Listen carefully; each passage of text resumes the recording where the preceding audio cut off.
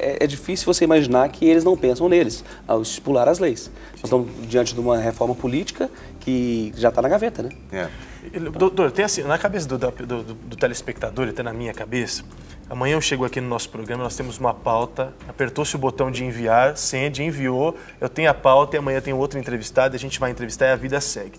Você disse o seguinte, que se esse julgamento for, se esses embargos infringentes forem acatados na quarta-feira, que será o dia do Celso de Mello, acatou, será publicado no final do ano. Por que demora esses 4, 5 meses eternos para quem é população, sendo que para a gente tudo funciona hoje na base do enviar e foi? Essa é a primeira pergunta. E a segunda, para esses 12 que estão sendo julgados assim, que estão na Berlinda agora, por causa dessa questão da formação de quadrilha, desse crime que eles estão sendo supostamente acusados, o que mudou até hoje? Porque todo mundo vê eles tranquilos, entre aspas, né? Continuam com os mesmos dinheiro, com dinheiro no bolso, da mesma forma. Até então, nada mudou. Então, isso também não suscita um sentimento de impunidade para a população? Um pouco, não tanto. Os que estão lá sendo julgados não são diferentes do senso comum, das pessoas normais.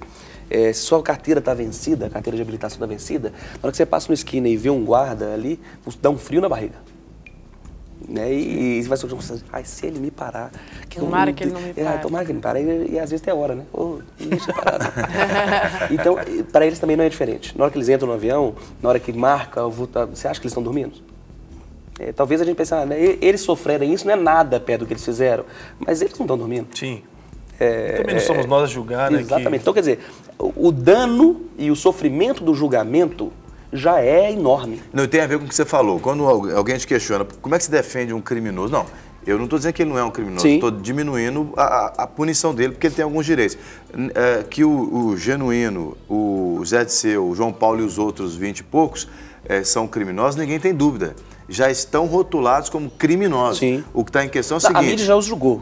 Para processos como eles já são a mídia já os julgou e os processos também. Eles já foram condenados. Foi provado que eles são criminosos. Então, hoje alguém pode, a não ser que, vamos dizer assim, lá no céu eles vão se arrepender, se eles se arrependerem, vão para o céu, não vão carregar esse rótulo mais. Mas já estão sendo punidos porque são criminosos. O que está em questão aqui agora é o seguinte, eles têm ou não o direito de diminuir a pena nesse processo, nesse crime, que está em questão, no caso aí, a formação de quadrilha, né? Porque criminosos já são. Sim, e porque também o tempo, né, dessa publicação ser tão demorado. Por quê?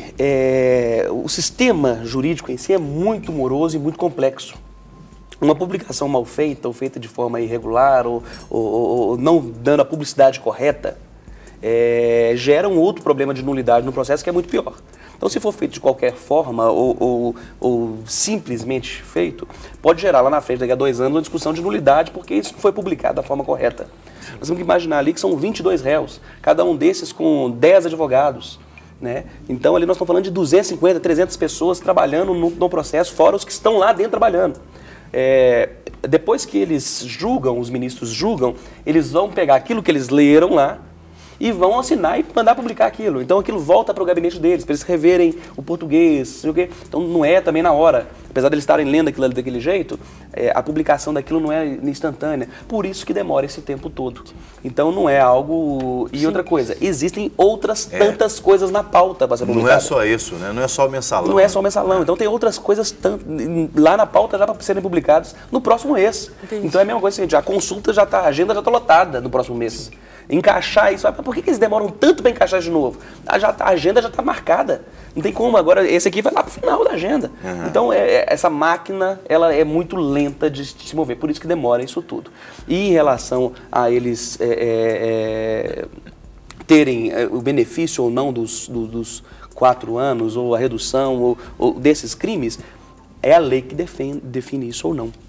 É a lei que define isso, não. E não serve só para eles, é para qualquer cidadão, né? Para qualquer cidadão. Na lei fala que eles têm direito a esse julgamento.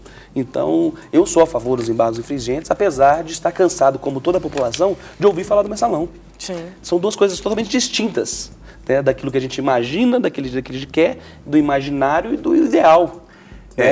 Agora, não é só porque eu acho que ele é criminoso, que eu também tenho que colocar lá de qualquer jeito. Não. E no caso também, essa história toda vai servir de exemplo para tantos outros réus que passarão por ali e ficarão atentos agora. Peraí, deu 4 votos, eu tenho direito ao embargo infringente. Quer dizer, vai abrir brecha para outras pessoas. E se eles não concordam com isso, o que tem que ser feito? Mudar a lei. Mudar a lei. É o regimento interno do Supremo. Então, que eles se reúnam numa segunda-feira e mude a lei. Ou o Legislativo cria um mecanismo. O Supremo pode reunir lá e mudar a lei. Sim. O que o Barroso falou e eu assino embaixo é que é o seguinte: ninguém gostaria de mudar a lei, a regra do jogo durante o jogo.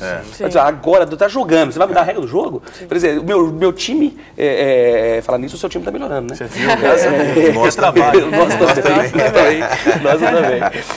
Quer dizer, eu tô esperando o meu time empatar, jogando pra empatar, assim, não, agora esse jogo só vai ter 30 minutos no segundo tempo. Mas peraí, faltam 15, não, nós resolvemos mudar agora, a partir de agora. Então, quer dizer, é essa mudança. Então, se quer mudar, que mude pro próximo. E nós falamos da questão da ética agora há pouco aqui, quer dizer, tem tudo a ver com o que está acontecendo. Exatamente. Agora, o que eu acredito é que essa morosidade, por que a população se indigna tanto? Essa morosidade, ela pode servir também para que as corrupções continuem acontecendo. A gente vê em outros países que as coisas acontecem de uma maneira muito rápida e a gente compara dados estatísticos como que lá a corrupção é muito menos comum do que no Brasil. Então, o nosso medo é esse, mais uma lei que parece realmente uma manobra e facilita até outras pessoas a continuarem com a corrupção. 2 pontos importantes. Primeiro, é possível melhorar? Lógico que é. E nós vimos isso na Copa das Confederações e vamos ver ano que vem na Copa do Mundo. A FIFA obriga que tenha um tribunal nos estádios e a pessoa que comete um crime dentro do estádio é julgada na hora. Ele sai de lá antes do jogo acabar com a pena dele. Na hora. Uau. Na hora. Se não tem advogado, não tem para quem ligar, aparece alguém lá para defendê-lo, o Estado mantém um advogado lá para defendê-lo. Então vai ser julgado na hora. Então, quer dizer, é possível fazer alguma coisa rápido. Então nós temos que melhorar em alguns pontos. E segunda coisa é o seguinte, é natural do ser humano sair de um período de ditadura ou de muita clausura para um período de muita defesa de direitos. Nós vimos numa época onde nós não tínhamos direitos a nada. Vimos de um período militar. Até 85, mais ou menos. Exatamente.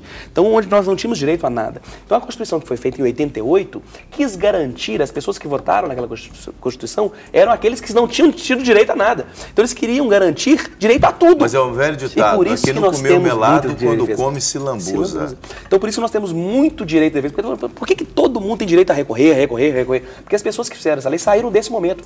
E isso é do ser humano. É muito comum, apesar de ser errado, a gente citar exemplos, por exemplo, de um casamento. Pessoa que se separa, às vezes nunca saía para jantar. Porque separou num dia, no outro dia, a partir daí ele vai sair todas as noites. Fora. Todas as noites. Começou a ter uma vida social. Nunca saiu, agora por aí. É porque ele vivia de uma situação e falou assim, olha, eu estava na clausura e agora eu quero viver a liberdade. Não que a clausura seja correta e nem que a liberdade seja ideal. Mas o equilíbrio precisa ser... E até mesmo, acho que você traz pra gente, doutor Leonardo, uma questão de equilíbrio também na hora de votar. A gente está cansado, é óbvio, acho que todo mundo, a gente vê isso estampado no próprio Supremo, alguns extremamente cansados, como o próprio Joaquim Barbosa, que talvez figure aí o que a população está passando, mas tem que acontecer esse equilíbrio. Para a gente finalizar, a última pergunta que a gente faz e a gente já quer inclusive te convidar a voltar aqui, porque o Celso de Mello vai votar, vai e a votar. gente precisa... Vamos ver se vai ser do jeito que ele está imaginando. Eu escrevi no jornal hoje falando que ele vai votar sim. A gente precisa aqui para você ajudar a gente para comentar, então a gente já te convida aqui ao vivo para você não ter como negar. E também... Obrigado. A gente vê que veementemente pela lei é correto, tem condição, foram 4 votos contra 5, ou seja, tem tudo ao favor dos embargos infringentes. Agora, só para entender a cabeça desses que estão contra, desses 5 que estão contra, principalmente o emblemático aí, Joaquim Barbosa, com base no que eles estão tão veementes dizendo, não, nós não aceitamos os embargos infringentes e, pelo que eu penso, eles estão pendentes de algumas leis ali que eles estão interessados.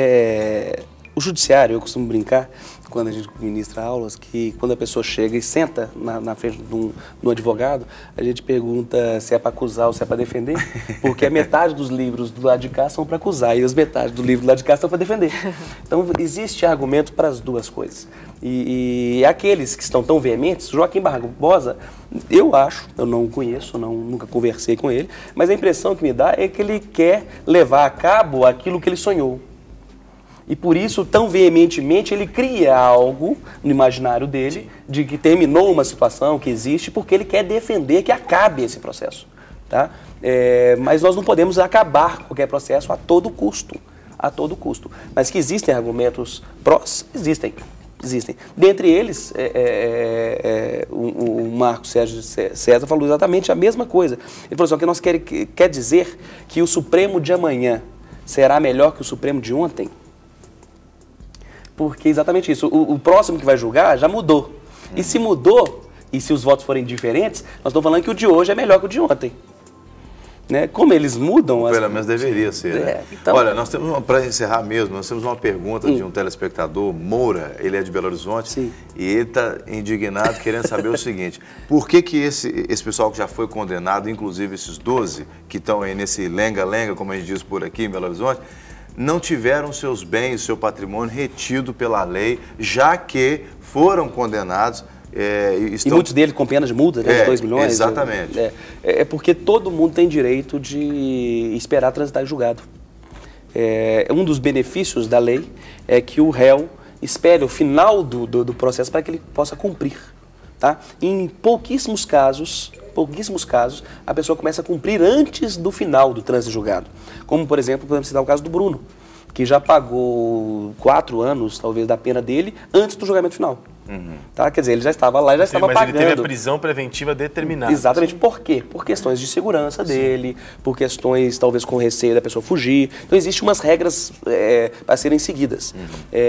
Provavelmente, todos esses que estão lá respondendo o processo tenham bens e tenham garantido que irão pagar, independente do final do processo ou não. Mas eles podem vender durante esse processo?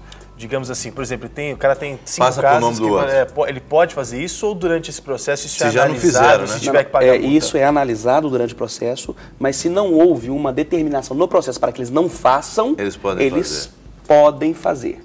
Como também o judiciário pode mandar reverter isso tudo atrás. Tá? Que é o que nós chamamos teoricamente como se fosse uma fraude à execução. Se o Celso de Mello, então, vota contra os embargos infringentes, aí então, quer dizer, fica mantido do jeito que está, e quando é que executam a pena? Até o final do ano. Até o final do ano nós começamos a ter execução de pena. Assim que o aí vai Supremo ser assinou tudo, tudo, vai ser publicado. Existe uma discussão que aí não adianta o cara fugir. Se cabem embargos declaratórios. Mas é tanto embargo, hein? Pelo amor de Deus. Chega de embargo. É para embargar mesmo. O embargo declaratório não muda a sentença, mas é para falar o seguinte, ô juiz, você falou isso lá no dia e escreveu isso. Então, você tava, é muito comum, não sei se vocês viram no julgamento dos embargos declaratórios agora, que houve um erro material no nome do réu. Sim. O ministro, ao publicar o voto, errou o nome do réu. E aí o embargo falou assim, olha, ministro, você estava querendo dizer que esse nome que você colocou, no fundo era tal nome, não era? Então é só para isso, o juiz, é verdade, você está certo. Só mudou o nome, mas não muda a pena, não muda o crime. Então, teoricamente, toda e qualquer sentença cabe embargo declaratório para discutir exatamente esses pontos. Mas se os embargos infringentes não forem acatados, eu acredito que até no início do ano que vem a gente começa a ver as penas serem cumpridas.